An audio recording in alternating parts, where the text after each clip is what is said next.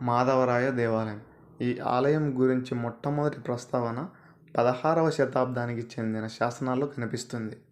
ఆలయంలో మనకు కనిపించే శిల్పకళా లక్షణాలు, ఆలయ నిర్మాణ శైలిని బట్టి చూసినా ఆలయ నిర్మాణం అదే కాలంలో జరిగినట్లు తెలుస్తుంది. ఆలయ నిర్మాణాన్ని, అందలి వాటి లక్షణాలు అధ్యయనం చేసిన మీదట ఈ ఆలయాన్ని 16వ శతాబ్దం తొలి నాళ్లలో, అంటే దాదాపుగా 1501-1525 మధ్య కాలంలో నిర్మించినట్లు చెప్పవచ్చు. రంగనాథ ఆలయం. ఈ ఆలయం గురించి మొట్టమొదట ప్రస్తావన 1979-1557 నాటి శాసనాల్లో కనిపిస్తుంది. ఆ శాసనాల్లో గండికోటలోని ఆలయం రంగనాయకుడి గుడికి భూమిని మాన్యంగా ఇచ్చినట్లు తెలుస్తుంది. ఈ ఆలయ నిర్మాణ శైలిని బట్టి చూస్తే ఈ రంగనాథుని ఆలయం 100% విజయనగర రాజుల నిర్మాణం అని స్పష్టమవుతుంది. ఈ ఆధారాలను బట్టి ఈ ఆలయాన్ని 15వ శతాబ్దంలో నిర్మించినట్లు చెప్పవచ్చు. గండికోట యుద్ధం. గండికోట యుద్ధం తెలుగువారి శౌర్య ప్రతాపాలకు, దేశ అభిమానానికి, హిందూ ధర్మ సంరక్షణ తర్పతకు ప్రతీక.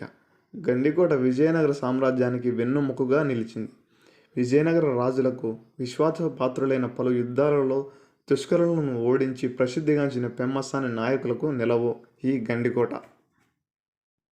యుద్ధం. అనేక దినాల భీకర యుద్ధం తర్వాత కూడా కోట వశం కాలేదు. ఫ్రెంచి వారి ఫిరంగుల దాటి కోట గోడలు బీటలు వారాయి. గండికోటను అప్పగిస్తే గుత్తి దుర్గానికి అధిపతి చేస్తా అని కొందరు బేరాలు ఆడారు. మంత్రి చెన్నమరాజు సంధి చేసుకోమని సలహా ఇచ్చాడు. కానీ తిమ్మనాయుడు అంగీకరించలేదు. విజయమో వీరస్వర్గమో అని రణరంగంలోనే చూసుకుంటామని చెప్పి నా అభిప్రాయం అన్నాడు. క్లాడ్ మైలీ అతి కష్టం మీద 3 భారీ ఫిరంగులను కొండ మీదకి చేర్చాడు. ఈ ఫిరంగుల దాటికి కోట గోడలు బద్దలయ్యాయి. అప్పుడు యుద్ధం మలుపు తిరిగింది.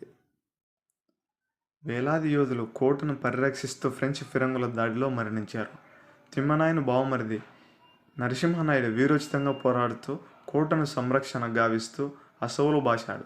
చెల్లెలు పెమ్మసాని గోవిందమ్మ సతీసాగమనం చేయకుండా అన్న వారిస్తున్నా వినకుండా కాశగట్టి ఫ్రెంచ్ సైనికులతో తలబడింది. భర్త మరణానికి కారకుడైన అబ్దుల్ నబీ అనే వానిని వెతికి వేటాడి సంహరించింది. అదే సమయంలో నబీ వేసిన కత్తి వేటుకు కూలి వీరమరణం పొందింది. కోటలో వందలాది స్త్రీలు అగ్ని ప్రవేశం చేశారు. ఎండు మిరపకాయలు పోగులుగా పోసి నిప్పి పెట్టి అందులో దూకారు. చిన్నతిమ్మ రాయబారానికి తలొగ్గక తప్పలేదు. గండికోటకు బదులుగా గుత్తికోటను అప్పగించుట ఒప్పందం కుదిరింది. కోట బయటకు వచ్చిన నాయని పొందలి లింగన్న కుతంత్రంతో విషయం ఇప్పిస్తాడు. అదే సమయంలో గుత్తి కోటకు బదులుగా హనుమాన గుత్తి అను చిన్న గ్రామానికి అధిపతిని చేస్తూ ఫర్మాకు ఇవ్వబడింది. మోసం తెలుసుకున్న చిన్నతిమ్మ ఫర్మాను చంపివేసి బాలుడైన కొడుకు పిన్నయ్య బంధువులకు అప్పగించి రాజ్యము దాటిస్తాడు. తిమ్మనాయుడు విష ప్రభావం వల్ల మరణిస్తాడు. యుద్ధం ముగిసిన 8 రోజులకు ప్రముఖ వజ్ర వ్యాపారి టావెర్నియర్ గండికోటను ఉన్న మీర్ జుమ్లాను కలిశాడు. ఆ సందర్భమున తిమ్మనాయని శౌర్య పరాక్రమాల గురించి విని తన పుస్తకంలో రాశాడు. పతనం. గండికోటలోని మాధవస్వామి ఆలయాన్ని ధ్వంసం చేసి పెద్ద మసీదును నిర్మించాడు. దేవాలయానికి చెందిన వందలాది గోవులను చంపించాడు. కోటను ఫిరంగుల తయారీ స్థావరంగా మార్చాడు.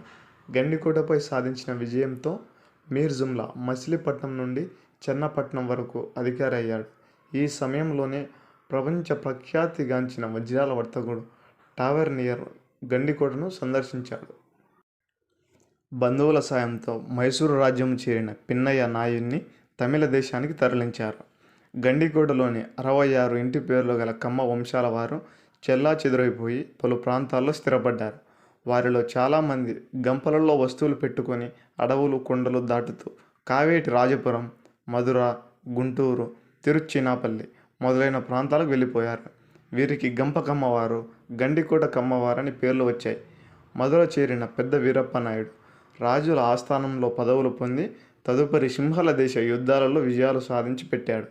వీరి వారసులు మధుర సమీపంలోని కురువీరి కులం, నాయకర్పట్టి మొదలగు జమీందారులుగా అధిపతులయ్యారు.